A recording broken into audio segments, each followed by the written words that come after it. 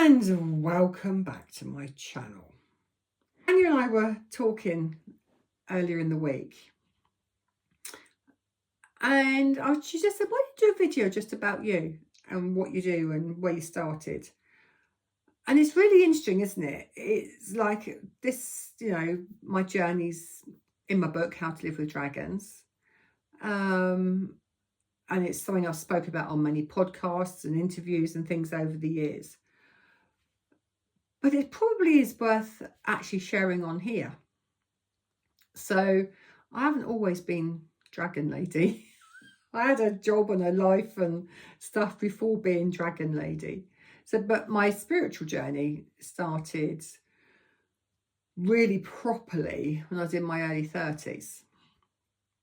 And that was after the passing of my mentor. So I met my mentor when I was 17. And he taught me, a lot about spirit and guides and meditation and all that kind of thing. And I just assumed that he'd live forever. It didn't occur to me that he'd actually die quite young. And he was probably in his mid-60s when he passed away.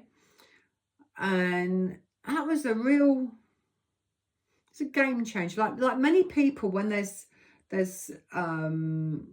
grief or big loss or those big life-changing moments for us, they are often the catalyst for change. So if you're going through utter shite at the moment and the world has really kicked you in the guts, when you come out the other side of it, you actually may look back, or I hope you are able to look back and see actually how it was a catalyst for change for you. And this is what it was for me. And I was like, I'd gone to a psychic fair and I was thinking, one, I wanted to hear from him because I hadn't done. And two, I just sort of wanted some direction, like many people do when they go for a reading, is they're sort of lost with that, where's their life going? And I didn't know what to expect. I had readings and things in the past, obviously, and I didn't know quite what to expect. Anyway, the guy that did my reading said to me, well, one, you should be sitting this side of the table. Why aren't you? And two, I explained, why I was there and my interests in it. He said, well, two, he said, there's actually a healer training course starting in September. People that have organised the event are running this year-long healer training course. So I went and found them and signed up for it. And that was the beginning of my spiritual journey. So that was in probably about 1996, 97, something like that. So that's when my formal spiritual training began. And as they say, the rest is history. And just to add actually about getting a message from my mentor. No, I didn't get a message from my mentor that day. And he's only ever come in properly once. And that was, he came in directly to me last year, which was a treat. So he's been gone 30 odd years. And he actually came in properly and spoke to me last year. I was so stunned. I didn't quite know what to make of it. And I was incredibly emotional. It's like, oh my God. So that's sort of where my journey began. So my journey started as a healer, as I guess it does for many, many people. So I was working with spiritual healing or energy healing. And it was a really good grounding, really good foundational course for me. And I sat in circle for a number of years, really, after that, on and off, sort of developing mediumship, meditation and whatever. And I did join the Spiritualist Church at one point. All the Spiritualist churches have a development circle. And I was persona non grata because I read the tarot. And so I was asked not to go back, as it was back in the days. Pure direct link mediumship. You don't use the devil's tools as they sort of viewed them, or certainly the group that I was with locally viewed them as, not things to be dabbled with. A bit like saying, oh God, you thought I'd been doing the Ouija board or something anyway. So that was that. So that was my foray into the spiritualist church, and was told not to come back. It has changed quite a lot since then, I must admit. So I just spent years learning, really, as I guess many other people do. And I was actually having a conversation with a lady. She booked a discovery call with me, and was looking at what she wanted to do and where she wanted to go. And one of the things that I've noticed recently is that there's so few in-person workshops these days, because we've all gone online, and obviously, the pandemic opened up a whole new world to all of us. There's so little actually in person, and you really can't beat working in person. I love working, either sitting with other in groups and learning, or actually running in-person groups. But it's so difficult these days for people to find you, because there's so much noise on social media. There's so much, people are signing up for emails, and you just get swamped with all of this information. And you think, oh, I'll just park that and I'll come back to that later. And of course, you never do, because it's just life, isn't it? And so, of course, anybody that's sort of trying to advertise anything just gets lost in the noise, doesn't it? Whether it's a social media post, or a video like this, or a newsletter. And so trying to find what you're looking for, or certainly, if I've been looking for something in person, like this lady's been looking for something in person, it's just so difficult. Like, I don't work in person now because I've got 3 dogs, and it's like, oh, it's dog air city here. I thought, I can't bring somebody through the house. The place is bloody barking, jumping dogs. I've got 3 hours of frigging housework before I even contemplate bringing anybody into the studio. And not everybody likes dogs. They're scared of dogs, don't like dogs, allergic to dogs.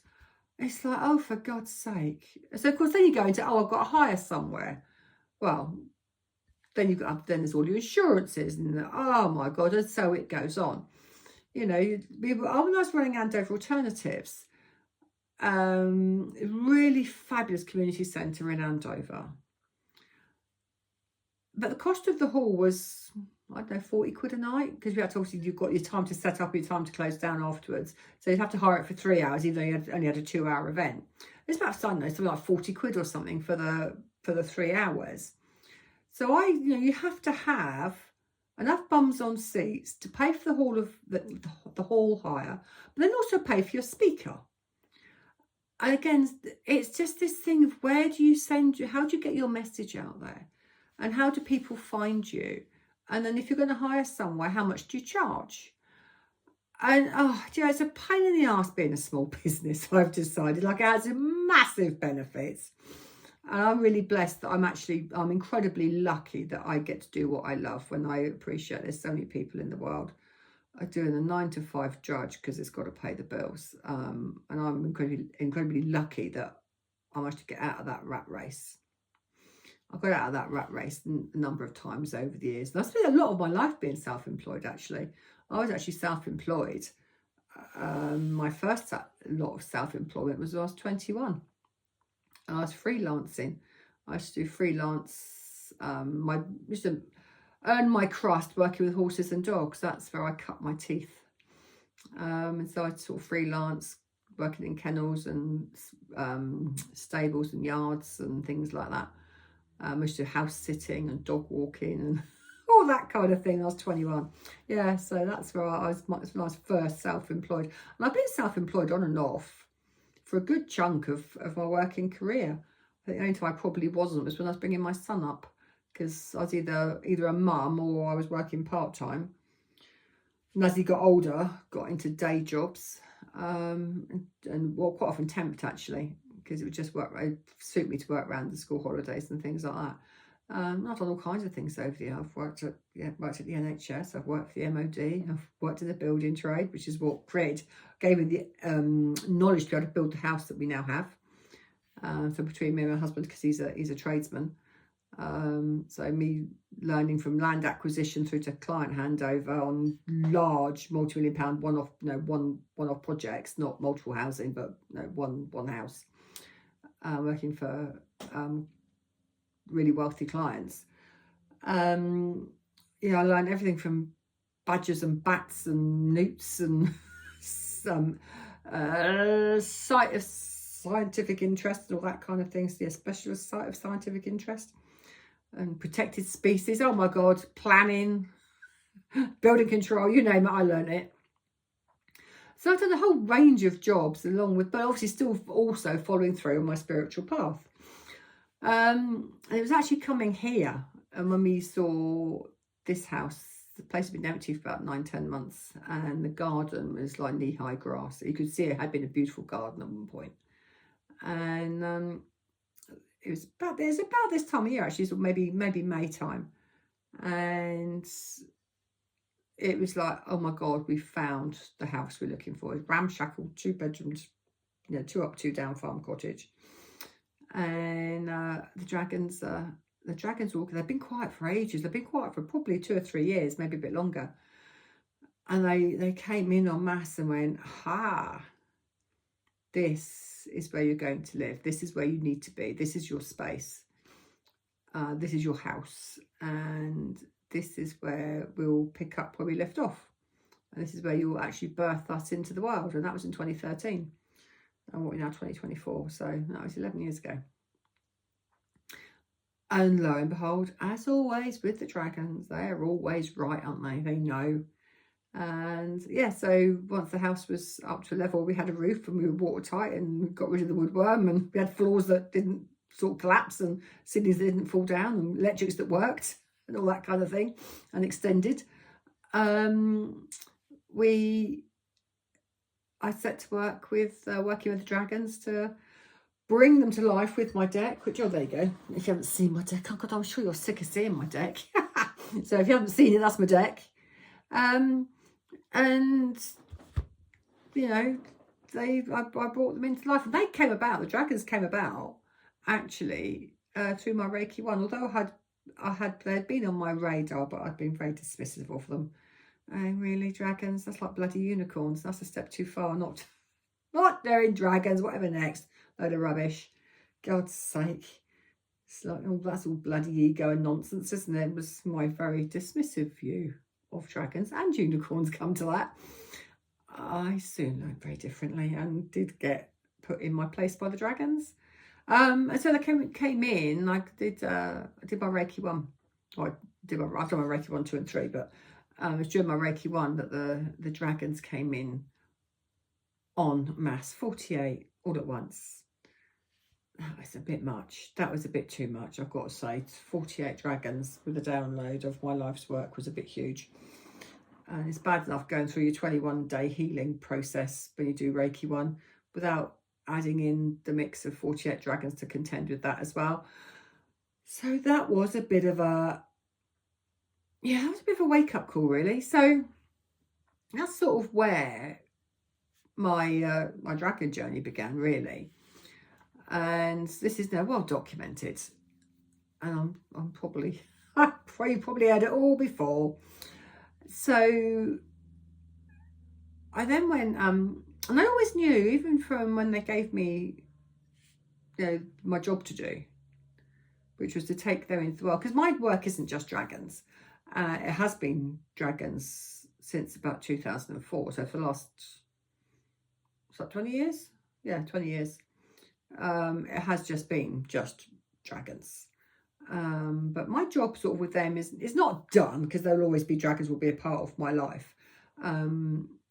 But I needed to get dragons out into the world. They tasked me with taking dragons out into the world for people to reconnect with them and bring in their wisdom, their awareness, their knowledge that actually they're here. They're back, because they are back, because they have worked with us previously, and they're ready and wanting to work with us again. So that was why, because I've got quite a big gob, really, and that's why they decided that I would shout it from the rooftops, and why they gave it to me to do. And I've got to say, I'm so pleased. There are just, 50 or more other people just that I know of through Dragon Thunder that are now doing this work and talking about dragons as well, which is, I've got to say, it's a big relief, because that doesn't all rest on my shoulders now, because it was feeling like for a lot of years that responsibility felt like it was resting on my shoulders, because I didn't know anybody else that was working with the dragons in the way that I did. And what's beautiful about having met all these people from around the world through the English Mystic and Kev Humphrey, who runs Dragon Thunder, is that everybody's got a slightly different take on dragon, and everybody works with them slightly differently, which is amazing, because we can't all work with dragon in the same way, you know, and different people resonate or align with different energies, different people, and different ways of working. So that's absolutely fabulous that there's so many different people around the world now, so many of us around the world now, bringing dragon to the forefront of consciousness, really, I guess is the best way to say it. So my work is sort of starting to shift. As you know, I teach the tarot. I've been teaching the tarot for a lot of years. I've been reading the tarot for probably 35 years. And I teach the tarot. And I run the podcast as well, the Chatty Ramble podcast. So I do many things. I do all kinds of things. But something that's sort of shifted for me, and this is again, some of the dragons have taken me, and it's something that